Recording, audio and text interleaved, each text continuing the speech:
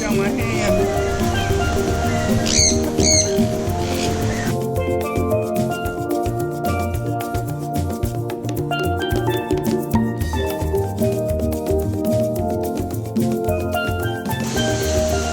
Toucan. It's okay.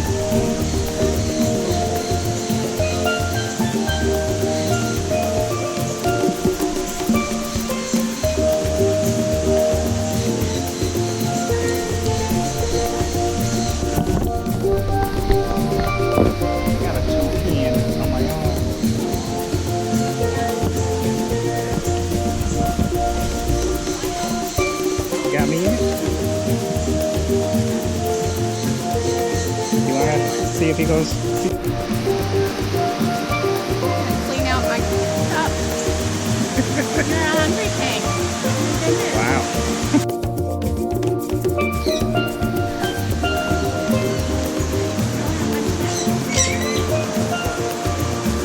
Swallow it. It's a hoarder.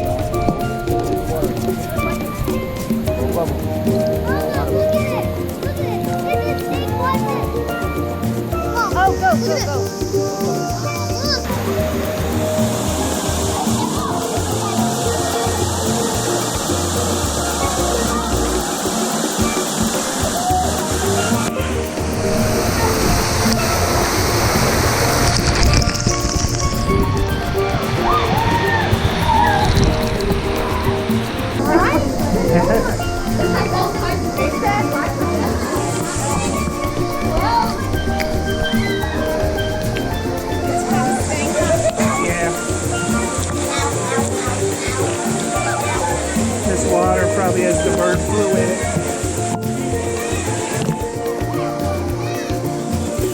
Huh?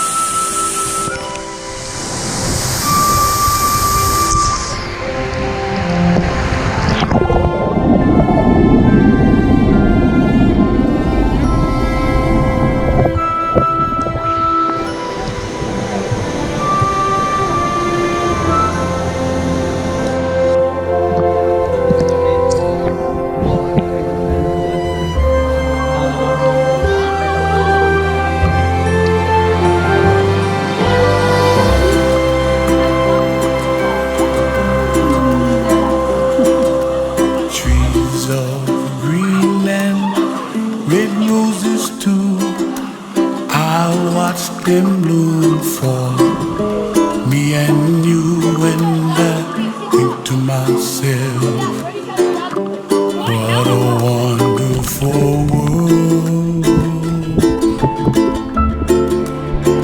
Well, I see skies of blue and I see clouds of white and the brightness of day.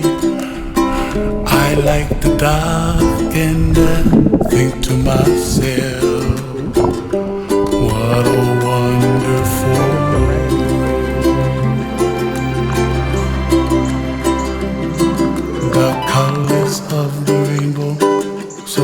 pretty in the sky. Also on the faces of people passing by. See friends shaking hands, singing, how do you do?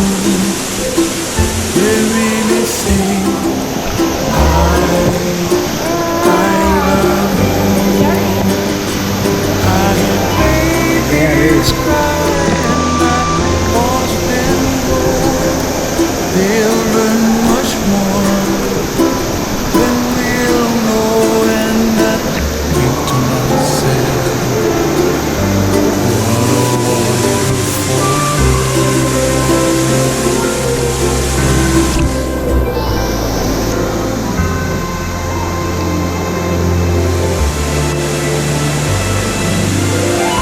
everybody gotta see it for yourself.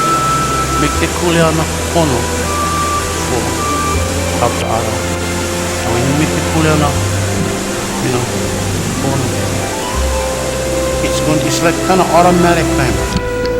You don't need to talk the stuff going happen. And you just gotta let them, and the stuff just waiting for when you ready.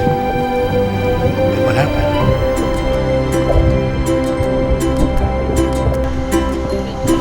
The colors of the rainbow, so pretty in the sky, are also on the faces of people passing by. See friends shaking hands, singing, how do you do? They really sing, I love you, I love you. I hear babies cry and I watch them grow. They'll learn much more than we'll know, and I think to myself, what a wonderful world. What a wonderful world.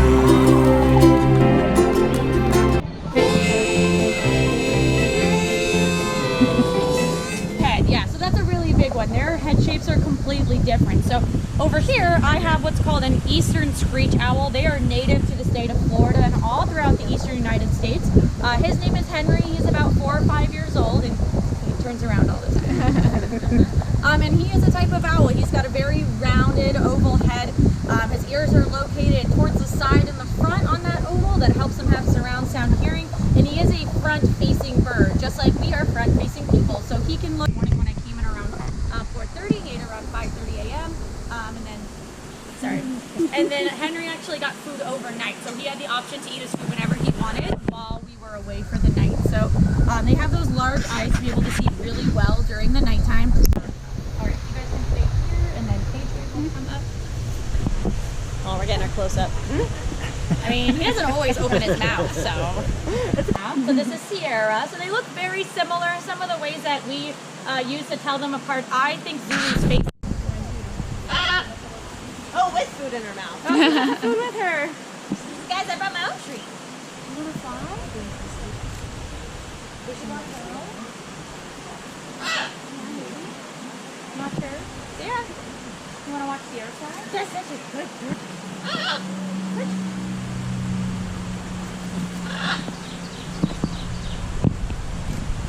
Here. What is it? Sorry. Sierra. Sierra. Girl. Okay, you know this direction, no knocking or scratching. But I also want you to touch in this direction, and the reason why is because she has little hairs all over her body, and you can really feel them when you rub the opposite way. Right? Yeah. So those little hairs are there for sensory purposes, so they're going to help her to feel what's going on around in her environment. Sort of like a cat whisker would be for sensory for them. If she's underground in the dirt and the dirt's moving ever so slightly, she'd be able to feel that movement because of those hairs. Yeah. You can smile at both cameras, either one.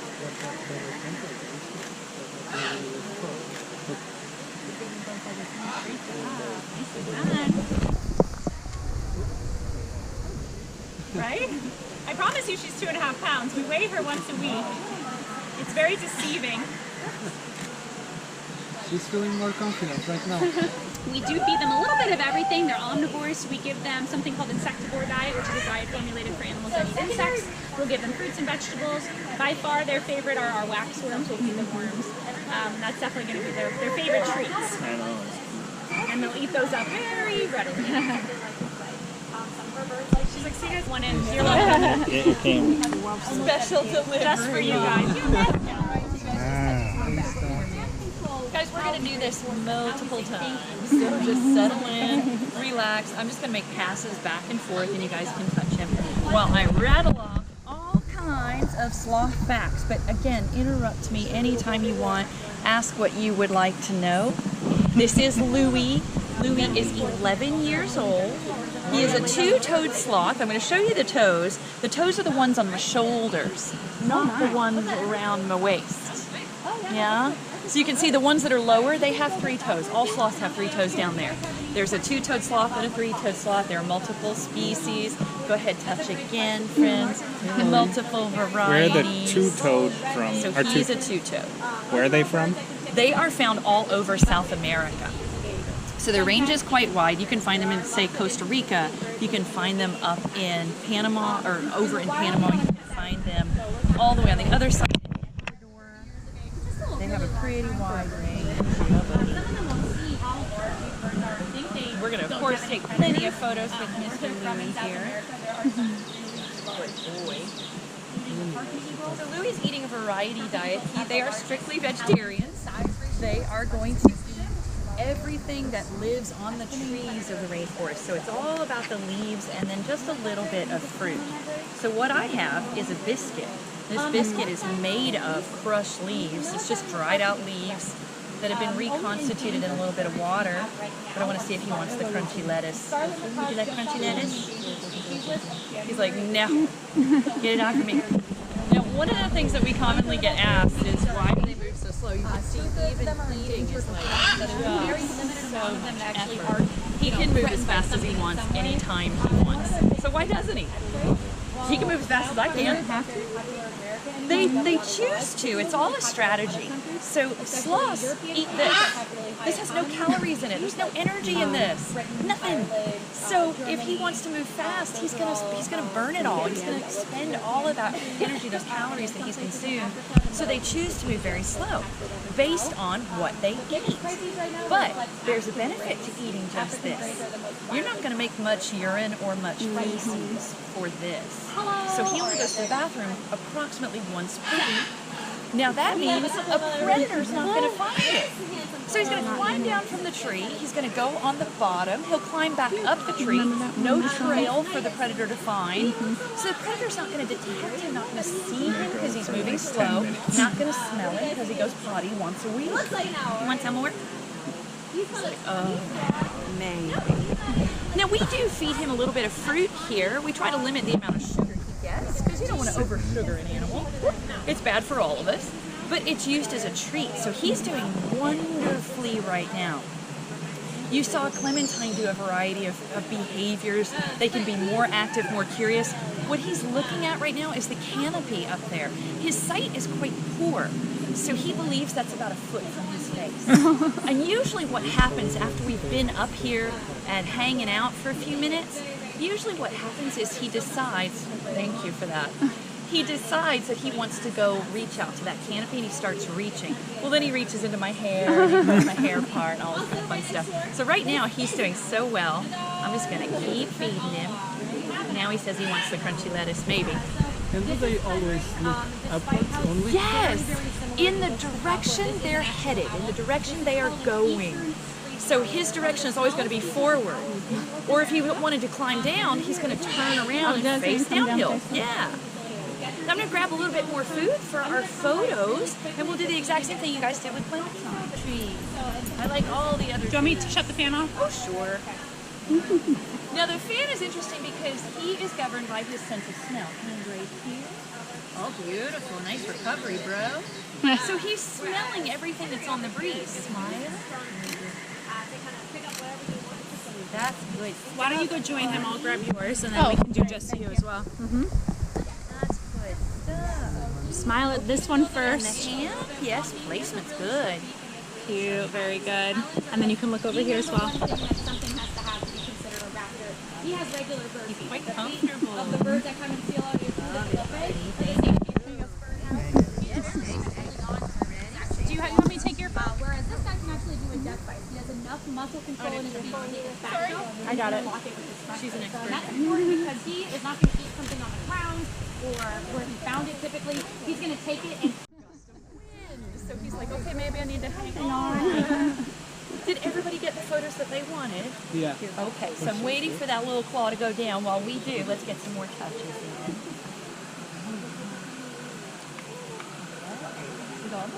Yeah, almost. And you see how it's hard to predict his behavior. We work with them so much. We know what they like, what they don't like every single day. Very good. All the bees. Check your contact. Thanks for recovering, buddy. Now, what are your questions? I've done a lot of talking. We talked about his age, his predators, how he goes to the bathroom. What are your questions? How do they defend themselves if they are being It is attacked? rare that they're going to be found by a predator, but the claws and the teeth. Now, if you guys haven't seen the teeth, he's doing so well right now. I'm going to offer him some. Gather around real close, friends, real close. Okay? Get those cameras ready, too. And then look down in the mouth. Can you see the teeth? Yes. Yep. Oh, so good. So the teeth are molars, like yours and mine, but they continue to grow over his life cycle, which ours don't. Once we get our adult teeth, they stop growing. They're covered in enamel, that protective substance. He doesn't have any of that. So his top tooth and his bottom tooth are going to continue growing until they butt up against each other, and they rub together and form what look like fangs. Oh, everything shows.